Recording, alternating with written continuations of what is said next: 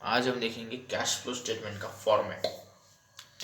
पिछली वीडियो में हमने देखा था कि कैश फ्लो स्टेटमेंट क्या होता है, उसका मतलब, उसकी थ्योरी हमने देखी थी। आज मैं आपको इस वीडियो में बताने वाला हूँ कि कैश फ्लो स्टेटमेंट हम किस तरीके से बनाएंगे, उसका फॉर्मेट क्या है। चलो शुरू करते हैं। देखो, पहले हम देखेंगे कि cash flow from operation activities या ऑपरेशन एक्टिविटीज से होने वाली कैश हमारे पास कितनी आएगी, उसको हम पहले देख लेंगे। तो पहला हेड यहाँ पर आता है, पॉइंट आता है कि profit and loss account, CL minus OP। देखो, CL मतलब क्लोजिंग बैलेंस में से माइनस करो ओपनिंग बैलेंस। आपको बैलेंस शीट दी गई होगी, उस बैलेंस शीट में आपको 2 ईयर दिए होंगे, ओपनिंग ईयर मतलब 1 ईयर दिया होगा, opening year closing year 2 year दिए होंगे, इस तरीके से। तो उसकी क्लोजिंग वैल्यू में से ओपनिंग की वैल्यू माइनस करो, जो आएगा वो आपका प्रॉफिट एंड लॉस अकाउंट का। प्रॉफिट एंड लॉस अकाउंट मतलब आपका प्रॉफिट एंड लॉस अकाउंट का जितना बैलेंस रहेगा वो मतलब आपका नेट प्रॉफिट। लेकिन देखो, एक्चुअल में आपके पास जितना नेट प्रॉफिट है उतना सब आपको यहाँ पर कैलकुलेट करना है। देखो कैसे।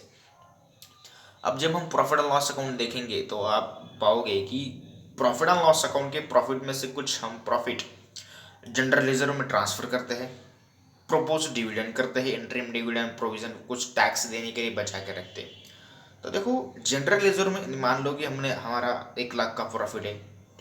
अब 1 लाख का प्रॉफिट में से हमने क्या किया, 5,000 जनरल रिजर्व के लिए रख दी, बाजू में रख दी, मतलब उसके अकाउंट में डाल दी। तो अब मेरी बात ध्यान से सुनना, क्या वो पैसा आपके बिजनेस से चला गया? नहीं, आपके बिजनेस में अभी पड़ा है पैसा, उस अलग अकाउंट में पड़ा है, वो बात अलग है, लेकिन वो आपके बिजनेस में है। तो मतलब बिजनेस तो पैसा नहीं गया, मतलब वो आपका प्रॉफिट अभी भी है। तो we can add their transfer to general reserve, ठीक है। उसके बाद प्रोपोज्ड डिविडेंड चार्ज। अब देखो, शेयर होल्डर्स ने इन्वेस्टमेंट की है हमारी कंपनी में, शेयर्स खरीदे है ना, तो उन्हें हमें डिविडेंड तो देना पड़ेगा। प्रोपोज डिविडेंड, घोषित केलेला लाभांश, तो वो डिविडेंड हमें देना है। तो बात यह है कि क्या आपने अभी वो डिविडेंड दे दिया? नहीं, तुम्ही तो लाभांश अजून दिलेला नाही, मतलब आपके बिजनेस में से वो पैसा नहीं गया, आपके बिजनेस में अभी पैसा है। समझ रहे हो बात को? तो यही कुल बात है कि बिजनेस में अगर पैसा है तो ऐड, अगर नहीं है तो लेस, मतलब बिजनेस से पैसा चला गया, आउटफ्लो आ गया, इनफ्लो, ये बात है कुल। उसके बाद देखो, प्रोविजन फॉर टैक्स चार्ज। अब हमने क्या किया, 5,000 का टैक्स हमें देना पड़ेगा है, फिर चलो 10,000 का लेते, तो 10,000 का हम टैक्स दे देंगे। तो लेकिन देखो भाई, ईयर समाप्त होने से पहले पहले, मतलब फाइनेंशियल ईयर खत्म होने से पहले पहले हमने क्या किया, प्रोविजन बना के रखी कि हाँ, इस प्रॉफिट में से 1 लाख का प्रॉफिट हुआ है, फॉर एग्जाम्पल 1 लाख का प्रॉफिट है, उसमें से हम क्या करेंगे, 10,000 का हमने प्रोविजन बना के रख दी कि इतना भाई टैक्स लग सकता है ना। लेकिन टैक्स कितना, उतना ही लगेगा ये हम नहीं कह सकते। और 10,000 का आपने क्या किया, क्रिएट किया है प्रोविजन फॉर टैक्स, ये आपने क्रिएट करके रखा है, बाजू में उसका एक अकाउंट ओपन कर दिया।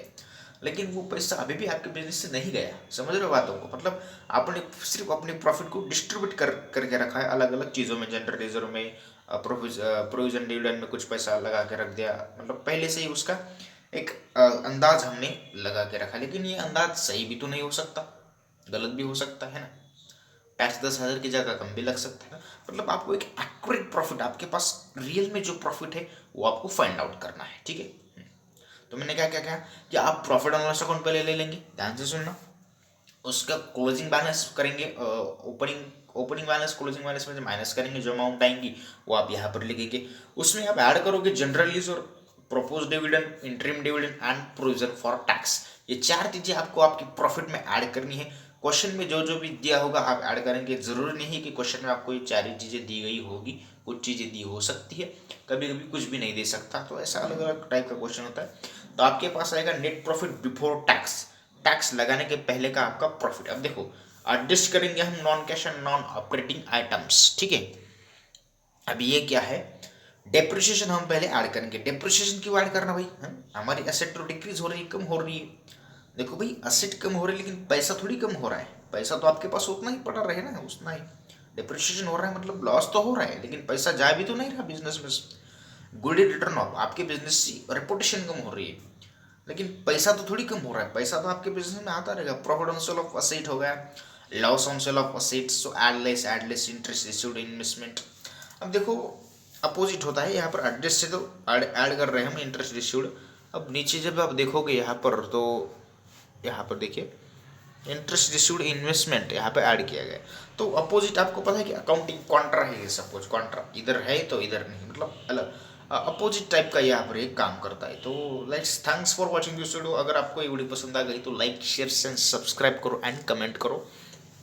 इसके आगे का यहाँ के आगे का फॉर्मेट और इसके पीछे भी है कुछ, तो उसको हम पार्ट 2 में कवर करने वाले हैं। अगर आपको ये वीडियो पसंद आ गई तो लाइक शेयर एंड सब्सक्राइब।